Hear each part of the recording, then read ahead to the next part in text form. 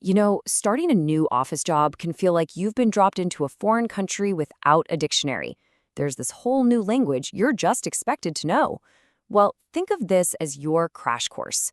We're going to give you the essential lingo so you can walk in and sound like a pro from day one. You're sitting in your first big meeting, and suddenly everyone's talking about action items and circling back offline. It's confusing, right? So, if you've ever been in that spot, feeling totally lost in a sea of corporate jargon, trust me, you are not alone. It's a super common feeling, and we're about to fix that. Now, to make all this actually stick, we're not just going to throw a list of words at you. We're going to follow a story. Meet Alex. It's their first week, and they've just been handed a pretty big project. So, we're going to learn the lingo right alongside Alex, from the very first task to the final result. Okay, so Alex is ready to go, ready to impress. But before they can really dive into the work itself, they have to get a handle on the language of teamwork. This whole first part is all about planning and collaboration, and it has its own set of key terms that really set the stage for everything else. It all starts with one simple word: a task.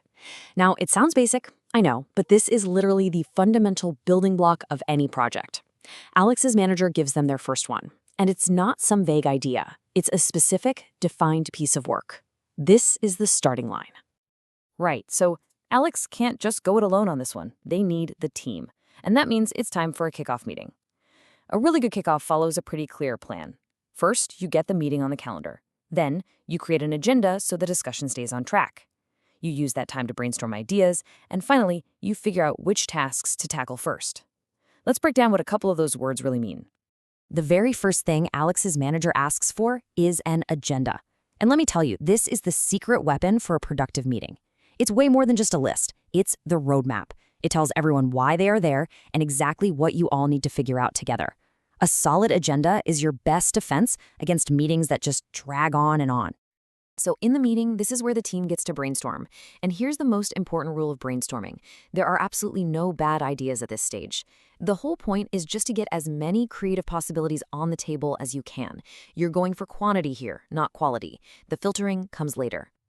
All right, meeting's over. A little while later, someone sends out the minutes. And no, this has nothing to do with time. The minutes are the official written summary.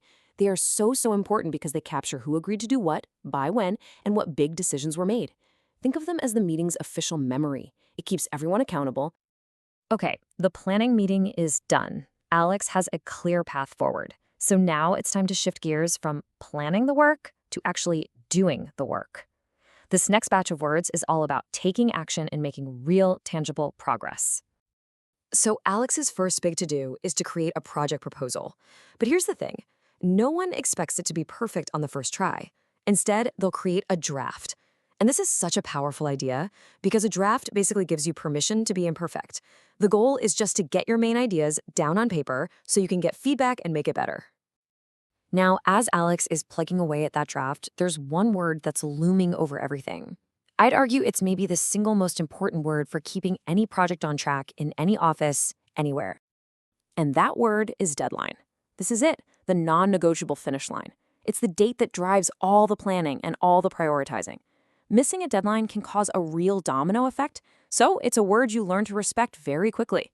The key takeaway here: always know your deadline, and if you think you might miss it, communicate that as early as possible. Okay, so Alex sent the draft to their manager for feedback, but now it's just crickets. What do? They follow up. A follow-up is just a simple professional nudge. It's how you keep things moving forward without being annoying, and it makes sure that important stuff doesn't get forgotten or fall through the cracks. All right, Alex's project is humming along, but plot twist, a new challenge pops up.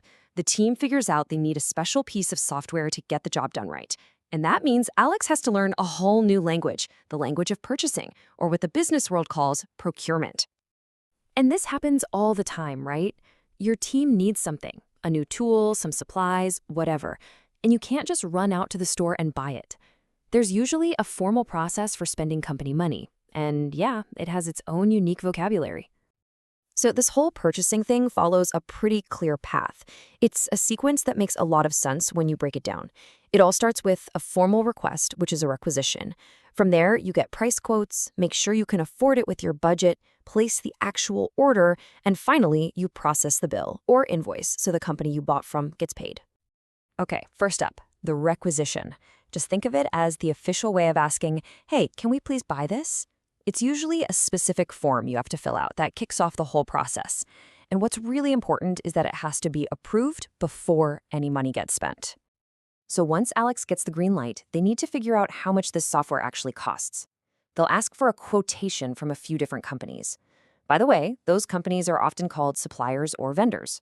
A quotation is just their formal written offer that details the price for what they're selling. And this brings us to something that trips a lot of people up. What's the difference between a quotation and an invoice? It's simple. A quotation comes before you buy. It's the price they're offering you. An invoice comes after you've received the product or service. It's the final bill you need to pay. Just remember, quote before, invoice after. Of course, Alex can't just pick the fanciest software out there. They have to check the project budget, which is the total amount of money they're allowed to spend. In this case, they've got $2,500 to work with. So whichever quotation they choose has to fit within that number. Wow, look at that. Alex made it through the kickoff meeting, the actual work, and even the whole purchasing process. And through that whole journey, we've put together a really powerful toolkit of Office vocabulary that you can start using right away. So if you only take away 5 terms from today, make it these. An agenda to keep your meetings focused, a deadline to manage your time, a follow-up to keep things moving, a requisition to start a purchase, and an invoice to pay the bill. Master these 5, and you are going to have a super solid foundation for success. So there you have it. We've cracked the code. Turns out all that office lingo isn't some secret language designed to confuse you. It's just a set of tools for communicating clearly and getting things done. So the real question isn't just what these words mean, but what are you going to do with them? What project will you get started? What idea will you bring to life? The language is all yours now. Go for it.